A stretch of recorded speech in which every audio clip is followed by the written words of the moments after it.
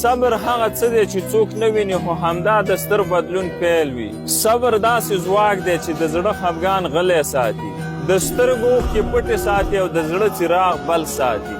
او ډېر وخت خلک د هر څه ستړي شي، داسې شیبې راځي چې هیڅ امید نه وي، هیڅ څوک نه وي، خو صبر بیا هم روان وي. په ژوند کې هر بریالیتوب د صبر له لارې تیر شوی وي او هر لوی انسان یو وخت غلی، یوازې او صبر کوونکی و.